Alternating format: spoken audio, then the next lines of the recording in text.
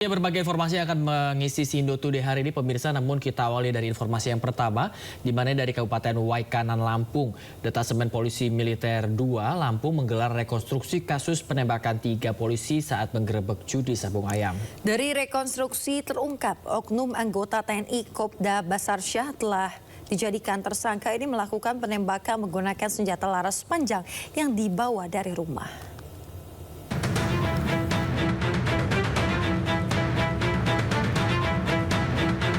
Tim penyidik Detasemen Polisi Militer 2 Lampung menggelar rekonstruksi kasus gugurnya 3 polisi saat menggerebek judi sabung ayam di Desa Karangmanik, Kecamatan Negara Batin, Kabupaten Waikanan pada Kamis 17 April 2025. Rekonstruksi digelar di lapangan Satuan Logistik Korem 043 Garuda Hitam dengan menghadirkan tersangka penembakan Kopda Basarsyah, tersangka perjudian Peltu Lubis dan Aibtu Kapri Sucipto. Total adegan yang direka ulang mencapai 71 adegan, mulai dari tersangka berangkat dari rumah hingga tersangka membuang senjata api di dekat rawa-rawa. Dari reka adegan ke-43, korban yang pertama ditembak oleh pelaku yakni Aibda Anumerta Petrus Aprianto saat di pinggir jalan akan mendekati pelaku. Kemudian AKP Anumerta Lucianto yang juga berada di pinggir jalan di reka adegan ke-48. Lalu Pribtu Anumerta, M. Galip Surya, dan adegan ke-54 di dalam kebun singkong. Sementara usai rekonstruksi, kuasa hukum keluarga para korban menyatakan tidak puas atas rekonstruksi yang dilakukan. Sebab awalnya adegan yang diperagakan sebanyak 80 adegan, namun berubah menjadi 71 adegan. Pihak kuasa hukum menegaskan akan terus mengejar pembuktian tersangka dan meminta Denpom terbuka ke pihak keluarga dan kuasa hukum korban. Jujur ya, hari ini kami mewakili dari keluarga korban merasa tidak puas atas rekonstruksi yang dilaksanakan oleh Denpom hari ini, dan kami berharap Denpom terbuka kepada kami selaku kuasa hukum. Kami akan kejar pembuktian tersebut bahwa pelaku memang melakukan 340 bukan 338. Ini 340-nya nggak ada sama sekali. Dalam rekonstruksi ini terungkap Kopda Basarsyah telah membawa senjata api laras panjang dari rumah menuju arena judi sabung ayam.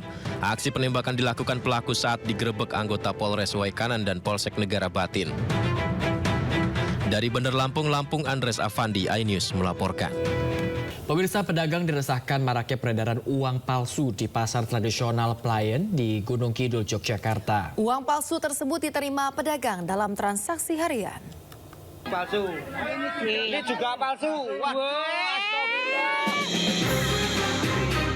Heboh, pedagang menemukan uang palsu di pasar tradisional Playen Gunung Kidul, Yogyakarta. Uang palsu tersebut diterima dalam transaksi harian dan baru disadari beberapa saat kemudian. Total terdapat 2 pedagang yang menerima uang rupiah palsu, masing-masing 2 lembar pecahan 50.000. Keempat lembar uang palsu telah diperiksa secara manual dan ditemukan adanya perbedaan dengan uang asli, seperti warna yang memudar dan kertas yang terasa berbeda.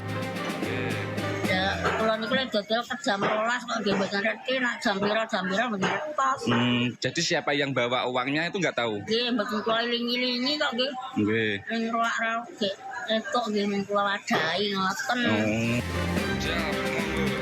Para pedagang pun kini resah karena terancam rugi jika tak sengaja menerima uang palsu.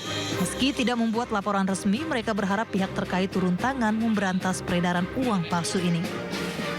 Dari Gunung Kidul, Yogyakarta, Kismaya Wibowo, iNews melaporkan. Kita ke informasi berikutnya, pemirsa. Kasus kekerasan seksual yang diduga dilakukan oknum dokter juga mencuat di Kota Malang, Jawa Timur. Ya, kali ini korbannya seorang selebgram asal Kota Bandung yang rencananya akan menempuh jalur hukum atas peristiwa yang dialaminya pada tahun 2022 lalu.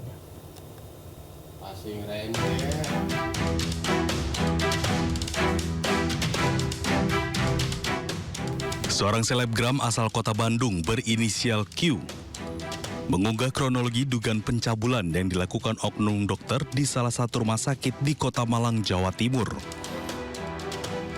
Dalam unggahannya, Q mengaku menjadi korban oknum dokter dengan modus periksa detak jantung, namun memintanya menanggalkan seluruh pakaian selama proses pemeriksaan. Tidak hanya itu, dalam pengakuannya, oknum dokter juga dengan sengaja diduga menyentuh area sensitif korban dan berusaha merekam menggunakan ponsel. Sadar akan hal itu, korban bergegas kembali mengenakan bajunya dengan alasan ingin istirahat. Atas peristiwa yang dialami korban pada tahun 2022 ini, kuasa hukum korban menyebut akan menempuh jalur hukum. Akan melaporkan si oknum dokter ini secara pidana Undang-Undang TPKS. Oke, yang jelas kerugian secara mental ya, kerugian imaterial ya yang jelas ya. Karena ini kejadian tahun 2022.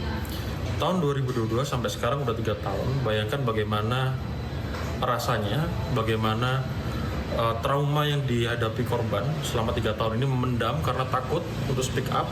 Yang pada akhirnya hari ini korban speak up, kemarin ya korban speak up mengeluarkan unek-uneknya.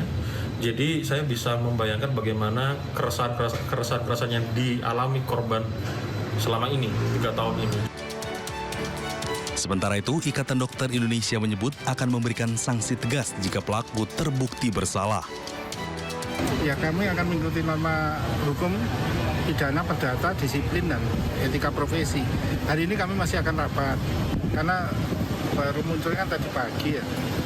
Kemudian dari rumah sakit juga kami kan menunggu. Tapi apapun kami sudah menyiapkan bahwa pasti akan ada pembinaan pada yang bersangkutan, termasuk penjatuhan sanksi.